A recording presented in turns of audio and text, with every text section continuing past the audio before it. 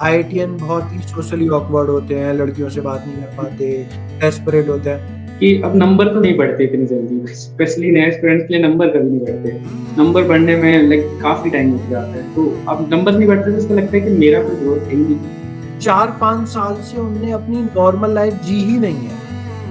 हुँ। तो जब वो कॉलेज जाते हैं, अब उनको होता है कि अब मैं ज़िंदगी जीऊँगा। मुझे लगता है कोटा में आइसोलेशन का रीज़न था कि जब मैं आईआईटी पहुँचा, मेरा थॉट ये था कि मुझे अब सारी चीज़ें एक्सप्लोर करनी है। गलत दिखाते हैं फिल्मों में कि रट रट के किसी का हो रहा है सिलेक्शन। आईआईटी में चतुर नहीं जाते हैं, सिर्फ लैंचो जाते हैं। 3 इडियट्स देखिए ना। तो ये जो बैच से मर्डर, ये तेरा सत्य है। ये भी मतलब आईआईटी के प्रोफेसर्स को ये बहुत बड़ा कंफ्यूजन है, जिसमें पार्शियल ट्रुथ है कि आईआईटी के प्रोफेसर से जब भी तुम बात करो ना तो बोलेंगे कि अरे पहले बच्चे आते थे, बहुत अच्छे बच्चे आते थे, अब तो बच्चे रट रट के आ जाते हैं। मैं कह रहा हूँ रट के तो पॉसिबल ही नहीं है जेई को क्रैक करना। भाई तुम अपने एग्जाम पे भी भरोसा रखो। आई थिंक जो चेंज हुई है, जो शायद आईआईटी के प्रोफेसर भी नहीं समझ पा रहे हैं कि लेट्स से 90s में क्योंकि कंपटीशन इतना नहीं था, तो जब प्रिपरेशन टाइम पे हो ना तो तुम स्टिल नॉर्मल लाइफ जी रहे हो। तो जब तुम कॉलेज में आते हो तो स्टिल तुम पढ़ना चाहते हो, सीखना चाहते हो, इंटरेस्ट रहता है। बट अब इतना प्रेशर हो गया है कि लोग 9 से 10 से जेई की तैयारी कर रहे हैं, नीट की तैयारी कर रहे हैं। 4-5 साल से उनने अपनी नॉर्मल लाइफ जी ही नहीं है। तो जब वो कॉलेज जाते हैं, अब उनको होता है कि अब मैं जिंदगी जीऊंगा। अब मैंने इतना सेक्रीफाइस कर लिया है, अब मैं जिंदगी जीऊंगा। अब मेरी पढ़ाई बर्बाद हो रही है, कोई फर्क नहीं पड़ता। मैं डांस भी करूंगा, मैं स्पोर्ट्स भी खेलूंगा, मैं ये भी करूंगा, मैं वो भी करूंगा। लोगों की इंटेलिजेंस में कोई डिफरेंस नहीं आया। शायद अब ज्यादा ही इंटेलिजेंट लोग आईआईटी पहुंच रहे हैं, बट वो इमोशनली ड्रेन्ड होके पहुंच रहे हैं कि फिर उनको होता है कि यार अब मैंने इतना सेक्रीफाइस कर लिया यहाँ आने के लिए, अब तो मैं जिंदगी जी लूं। अब तो मैं अपने हिसाब से ये करना चाहता हूँ तो ये कर लूँ, वो करना चाहता हूँ ये कर लूँ। मतलब ये तो मुझे लगता है कि मैंने सही में सोचा नहीं, बट आई थिंक ये ट्रू है, क्योंकि मैं अपना फील कर सकता हूँ कि ये हुआ था, क्योंकि मैं एक बहुत सोशल पर्सन हूँ और मेरे को आइसोलेशन वैसे ही बहुत वर्स्ट सिचुएशन लगती है। पेंडेमिक इसीलिए मेरे लिए वर्स्ट रहा था। कई लोगों ने इसको अच्छे से स्किल डेवलप कर लिए थे या वो कर लिए थे, मैं कुछ भी नहीं कर पाया था क्योंकि आइसोलेशन, मुझे लगता है कोटा में आइसोलेशन का रीजन था कि जब मैं आईआईटी पहुंचा मेरा थॉट ये था कि मुझे अब सारी चीजें एक्सप्लोर करनी है। जो मेरे माइंड में था, जो मैं कभी चीज कर नहीं पाया, चाहे वो एस्ट्रोनॉमी ही क्यों ना, एस्ट्रोनॉमी की कीन इंटरेस्ट था मेरा उसमें, जिसके लिए लाइक मेरे को कोटा में ऑब्वियसली या कोटा से पहले कोई भी वो नहीं था। तो ये बात तो है कि ये चीज जाते ही आजकल के स्टूडेंट्स में मे बी ग्रेटर है ये चीज कि कॉलेज पहुंचने के बाद अब तो थोड़ा फन करना है। स्टार्टिंग स्टेज में दे रियलाइज, फिर शायद प्रोफेसर को लगता है कि ये सब लाइक उतने इंटेलिजेंट लोग नहीं मिल रहे, शायद वो फीलिंग उनको इस वजह से आ सकती है। वो एग्जाम के पहले सब्जेक्टिव होता था, अब ऑब्जेक्टिव होता है, तो ऐसा हो रहा है तो ऐसा हो रहा है, कुछ नहीं है। बेसिकली कंपटीशन बढ़ गया, लोग ड्रेन्ड होके आ रहे हैं। अब उनको है, मतलब मेजॉरिटी को है कि मेरे को जिंदगी जीनी है, मेरे को जो मैंने सेक्रीफाइस किया उसका भरना भरना है। या मतलब इसमें भी कनेक्टेड है कि लोग बोलते हैं कि आईआईटीएन बहुत ही सोशली ऑकवर्ड होते हैं, लड़कियों से बात नहीं कर पाते, डेस्परेट होते हैं। भाई जब वो सोशल स्किल डेवलप होनी थी, जब तुम टीनेज थे, उस टाइम पे कर ही नहीं पाए ना, क्योंकि उस टाइम पे तो physics chemistry, math, physics chemistry, biology पढ़ने में लगे पड़े थे। तो अब ही डेवलप बढ़ेंगी ना, मतलब तो अब तुम 21 के हो गए हो, बट वो तो डेवलप हुई नहीं है अभी तक तुम्हारी वो स्किल्स। अब ये भी सत्य है कि तो एक रात में पूरा मैकेनिक स्टार्ट गया। तो फाइटर स्टूडेंट तो है तू, और एक टीचर को सिर्फ उतना चाहिए होता है।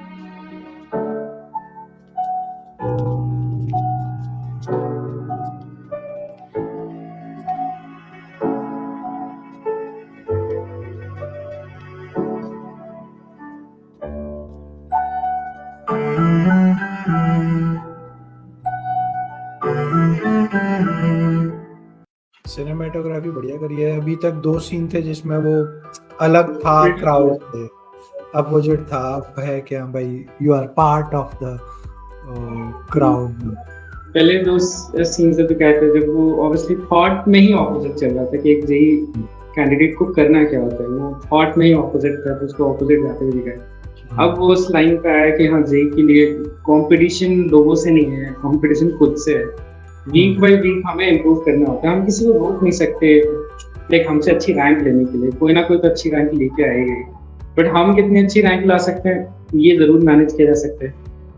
नहीं तो हम लोग रन करते रहते हैं कि मेरे से ये आ गए, मेरे से ये आ गए। तो मेरे हिसाब से तो मैंने ये लाइफ में मैं कहीं एयर 1 भी ले आऊँ तब भी मेरे से आगे कोई ना कोई होगा, डेफिनेटली होगा। लाइफ में मैं शायद मोस्ट रिचेस्ट पर्सन बन जाऊँ, फिर भी कोई ना कोई किसी वे में मुझसे आगे ही रहेगा। The only thing, week by week I think एक कैंडिडेट यही कर सकता है टू लुक फॉर इटसेल्फ, कि एक पैरामीटर सेट करे, जो कि मैं बोलता हूँ कि अब नंबर तो नहीं बढ़ते इतनी जल्दी, स्पेशली नए स्टूडेंट्स के लिए नंबर कभी नहीं बढ़ते। नंबर बढ़ने में लाइक काफ़ी टाइम लग जाता है, तो अब नंबर नहीं बढ़ते तो उसको लगता है कि मेरा कोई ग्रोथ है ही नहीं, क्योंकि पैरामीटर गलत यूज कर रहा है अपनी ग्रोथ को चेक करने के लिए। उसको चेक करना चाहिए टाइम मैनेजमेंट का एक पैरामीटर, कि क्या पहले से बेटर टाइम मैनेज कर रहा है। क्लास में फोकस और कंसंट्रेशन, स्टार्टिंग में तो फोकस ही नहीं होता, आधे घंटे में इधर उधर हो जाते हैं। अब मैं 1 घंटे तक फोकस कर पा रहा हूँ, तो ये पैरामीटर स्टूडेंट को पहले 6 मंथ्स में तो ये पैरामीटर उनको दिया जाना चाहिए कि आप इस पे ना वीकली या मंथ चेक करो कि इसमें ग्रोथ हो रहा है कि नहीं। अगर इसमें अपवर्ड एरो है, बस दैट्स इट, और कुछ नहीं चाहिए तुम्हें पहले 6 मंथ्स में। लेकिन स्टूडेंट का पैरामीटर एक ही है, मार्क्स। लकी लोग होते हैं जिनके स्टार्टिंग से मार्क्स आ जाते हैं, बट मोस्ट ऑफ लोग के मार्क्स नहीं आते स्टार्टिंग से। नहीं, आप बिल्कुल सही बोले हो कि प्रोसेस, लोग मार्क्स आउटकम पे फोकस करते रहते हैं, बट तुम्हारे कंट्रोल में वो तो है ही नहीं। नंबर कितने आएंगे कितने नहीं आएंगे, तुम क्या कर सकते हो, तुम क्या कर सकते हो, तुम पढ़ाई कर सकते हो, तुम फोकस कर सकते हो। प्रोसेस तुम्हारे कंट्रोल में होती है, तो तुम अगर प्रोसेस पे फोकस करते रहो कि हाँ भाई ये प्रोसेस है, ये मेरे को करते नहीं, और अब मैं टाइम मैनेजमेंट में बेटर हो रहा हूँ, मेरी प्रोसेस में बेटर हो रहा हूँ, तो रिजल्ट आ जाएगा basically. And in any case result मेरे कंट्रोल में नहीं है, प्रोसेस मेरे कंट्रोल में। और दूसरा आई थिंक वो सही बोला कि नंबर नहीं बढ़ते, और बच्चे आएंगे 12th में कि सर पूरा 11th हो गया, मेरे तो इतने ही नंबर आ रहे हैं, तो अब तो मेरे जिंदगी भर इतने ही नंबर आते होंगे। मेरा सिंपल आंसर होता है कि भाई हर टेस्ट में नया टॉपिक दिया है ना तूने।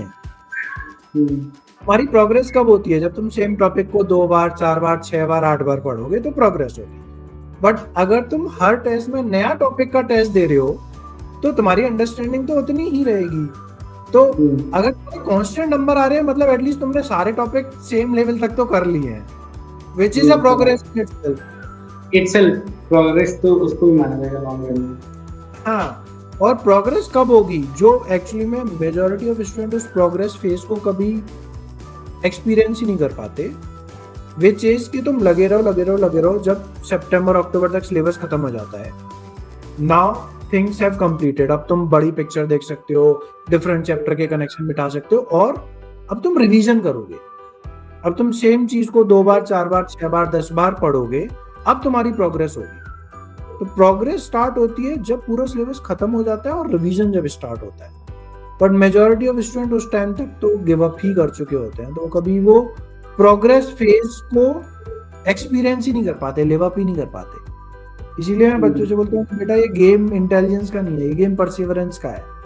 तू अक्टूबर तक रुका रहा, डटा रहा, लगा रहा, तो फिर तेरे को प्रोग्रेस होती दिखाई देगी, और फिर तेरी प्रोग्रेस इतनी फास्ट होगी कि तू जो इमेजिन कर रहा है वो रिजल्ट फाइनल उस इमेजिनेशन से भी नया, मतलब बढ़िया आएगा। बट तेरे को वो वहां तक लगे रहना पड़ेगा, कंसिस्टेंट रहना पड़ता है। डिस्ट्रैक्शन के थ्रू, लो मार्क्स के थ्रू, डिमोटिवेशन के थ्रू वो मुश्किल है। आज के वर्ल्ड में तो और मुश्किल होता जा रहा है, जहाँ पे डिस्ट्रैक्शन और कन्वीनियंट होता जा रहा है। नई चीजें पता नहीं समहाउ लाइक चीजें मुझे लगता है कि ठीक है, एक लेवल पे मुझे ऐसा लगता है कि सबको ये नहीं करना चाहिए, सबके लिए है भी। अगर कोई बंदा डिस्ट्रैक्टेड है और कुछ और कर रहा है, लेट इट बी। जो एकेडमिकली अच्छा है, जिसके पास एकेडमी ही उसका स्किल है, सोशल स्किल है नहीं, स्पोर्ट्स के स्किल है नहीं, तो वाई नॉट कि उसको ही फिर चांस भी मिले। बाकी लोग जो बाकी स्किल में माहिर है तो ठीक है, they are doing their best, at least उनके रास्ते में नहीं आ रहे। एक लेवल पे ऐसा लगता है कि ठीक है, जिसका जैसा है, बस एक मुझे लगता है कि किसी के एकेडमिक गोल्स हैं तो उसको गाइडेंस अच्छे से मिले। वो उस लेवल पे पहुंच पाए जहाँ पे वो एक जगह पे पहुंच पाए, जहाँ कंट्री को भी कर पाए। अगर किसी का गोल वैसे है, किसी के स्किल अगर एकेडमिक वाले हैं और उसको राइट गाइडेंस नहीं मिल रहा है और उसकी वजह से वो गिव अप कर देता है, तो ये बहुत ही बैड सिचुएशन है फॉर टीचर और एज ओवरऑल ऑर्गेनाइजेशन के लिए। तो उसको हम गाइड नहीं कर पाए जो ऑलरेडी चाहता था। मुझे लगता है जो ऑब्सेशन ये जेई नीट से रिलेटेड है, ये इसके मेरे हिसाब से मल्टीपल फैक्टर हैं। एक फैक्टर तो है कि भाई कोचिंग बहुत ज़्यादा मार्केट करती हैं कि आईटी गए तो जिंदगी बन जाएगी, डॉक्टर बन गए तो जिंदगी बन जाएगी, but this is only one reason. दूसरा रीजन है कि पेरेंट्स को फिर कोई और पाथ दिखता भी नहीं है जिसमें थोड़ा एश्योरेंस मिले। तो बेसिकली हमारी इकोनॉमी उस जगह पे नहीं है कि वो डिफरेंट टाइप के स्किल्स के लिए surety of success sort of create कर सके कि भाई ठीक है, तू अच्छा स्पोर्ट्स मैन ही बन जा, हम स्टिल तू उतना ही कमाएगा जितना लेट्स से आईटी कमाएगा। हमारे में क्रिकेट के अलावा हार्डली कोई स्पोर्ट्स पर्सन है जो ढंग की लिविंग स्पोर्ट्स के थ्रू जी पाएगा या म्यूजिक के थ्रू जी पाएगा। या आजकल तो और तीसरी रीजन मुझे लगता है कि पेरेंट्स को अब जो नए sort of ways of success बन रहे हैं कि आजकल तो भाई तुम यूट्यूबर भी बन जाओ तो भी तुम करोड़ों रुपया कमा सकते हो। गेमर, ऑनलाइन गेमिंग इतना बड़ा इंडस्ट्री बन गया है, बट ये पेरेंट्स को अभी तक आइडिया ही नहीं है, तो उन्हें समझ ही नहीं आता कि बच्चे को गाइड कहाँ करें। तो एक तो वो नॉलेज लिमिटेड रह जाती है, तो वो उन्हें जो दिखता है फिर वही बेसिकली करा रहे होते हैं बच्चे को। और वर्स्ट पार्ट इज कि जो देयर आर सम पीपल को लाइक कॉल देमसेल्फ काउंसलर, और मैं बता नहीं सकता कि मैं कितना डिसअपॉइंट हूँ इन काउंसलर लोगों से जिनका लाइक काउंसलर वर्ड ही यूज नहीं होना चाहिए उनके लिए। इतने बेकार काउंसलर है, इनका काम लाइक एक रटी रटाई शीट की तरह कि पकड़ा देते हैं, ये लो शीट है uncle, how can you call yourself a counsellor? Counsellor का मीनिंग तक, जबकि साइकोलॉजी में मेनली 3 ब्रांचेज होती है। मेरे को अभी चूज करनी थी तो मेरे को क्लियर पता है। एक होती है तुम्हारी ऑर्गेनाइजेशनल साइकोलॉजी जो ऑर्गेनाइजेशन के कल्चर वगैरह को स्टडी करता है। एक होता है क्लिनिकल साइकोलॉजी जो प्रॉपर तुम्हारे जो स्प्लिट पर्सनालिटी हैं ये हैं वो उन सबको डील करता है। और एक होता है काउंसलिंग साइकोलॉजी। तो जो काउंसलर वर्ड है वो सिर्फ वो यूज कर सकते हैं जिनने काउंसलिंग साइकोलॉजी की है, जिनको पर्सनालिटी टेस्ट कराने आते हैं, जिनको साइकोमेट्रिक टेस्ट कराने आते हैं, वो काउंसलर्स होते हैं कि भाई वो तुम्हें एनालाइज करेंगे, तुम्हारी स्ट्रेंथ देखेंगे और फिर तुम्हें गाइड करेंगे। अभी वो काउंसलर वर्ड यूज होता है सॉर्ट ऑफ जो तुम्हारे बेसिकली बिजनेस एंड सेलिंग वाला काम कर रहे हैं।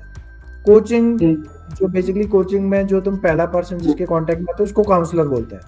वो काउंसलर नहीं है, वो भाई वो कोचिंग के एडमिशन कराने के लिए बैठा है। वो बोलेगा हाँ एडमिशन।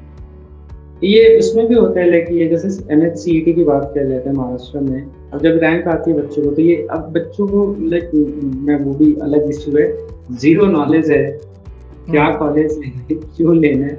अब वो जाते हैं there is something called counsellor. वो क्या करते हैं, हाँ वो काउंसलर उनका काम क्या है, बस रैंक पे देख के बताना ये कॉलेज है, नो आस्किंग कि बेटा तुम्हें क्या चाहिए, तुम्हारा गोल क्या है, तुम्हारे गोल्स क्या है। ये पेरेंट्स को समझाना है। जब बहुत ही रूडली बात करते हैं, जैसे almost all of like students से जो मेरी बात हुई है इनसे रिगार्डिंग, ये काउंसलर्स पहले पैसे लेने से पहले एकदम बहुत प्यार से बात करते हैं, एक पैसे ले लेते हैं, they are so rude to, अगर पूछो ना कि क्या इस कॉलेज में ये मिलेगा तो सीधा बोल देते हैं कि लेना है लो वरना मत लो, हमारे पास इतना टाइम नहीं है तुम्हारे लिए ये सब पास करने के लिए। बेसिक क्वेश्चन के आंसर भी नहीं देते वो लोग कि क्या ये कॉलेज में ये है ये नहीं है।